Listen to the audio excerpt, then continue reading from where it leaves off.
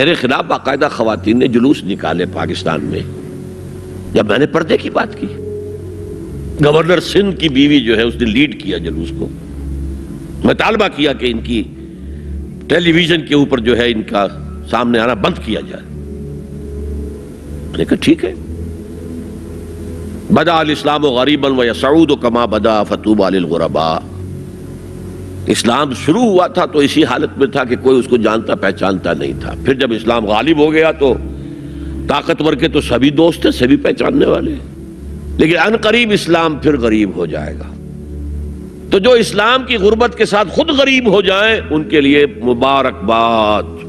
اسلام کا دامن نہ چھوڑیں، چاہے انہیں کہا جائے کہ یہ تو بڑے ہی دقیانوسی لوگ ہیں، بڑے کٹر لوگ ہیں۔ میں نے اس زمانے میں چیلنج کیا تھا، مجھے بتاؤ کیا فرق واقع ہوتا ہے؟ آپ کہیں گے عورتوں کو اگر ہم گھر میں بٹھائیں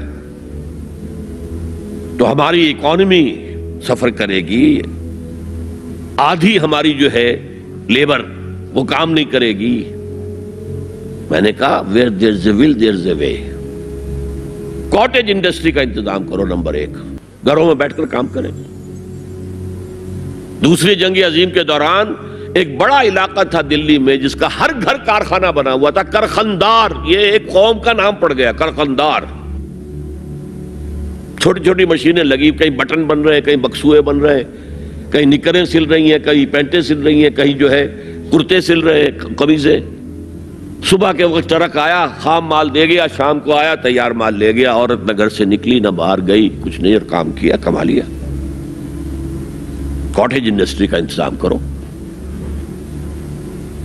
اسی طریقے سے ایسے یونٹ بناؤ انڈسٹریل جس میں عورتیں کام کریں، عورتیں سپروائز کریں، ورکنگ آورز کم رکھو تاکہ وہ اپنے گھر کا کام بھی کر سکیں۔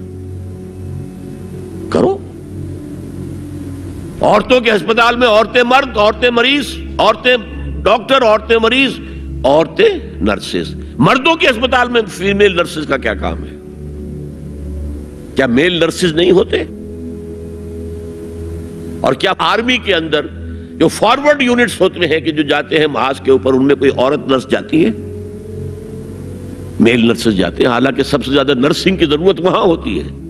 کسی کا بازو اڑ گیا ہے، کسی کی ٹانگ اڑ گئی ہے، کسی کی پیٹ میں آ کر کسی بم کا ٹکڑا جو ہے لگایا، تڑیاں باہر نکلی ہوئی ہیں، تو نرسنگ سب سے زیادہ وہاں ضروری ہے۔ وہاں تو فیمیل نرسز نہیں ہوتی، میل ہوتے ہیں۔ سیگریگیشن، سیگریگیشن، سیگریگیشن، یہ آگ اور پانی کا ملاپ درست نہیں ہے۔ تو بڑا، سب سے بڑا پردہ تو یہ ہے۔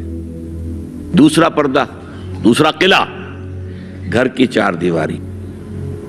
وَقَرْنَ فِي بُيُوتِكُنَّ وَلَا تَبَرَّجْنَ تَبَرُّجَ الْجَاهِلِيَّةِ الْأُولَىٰ۔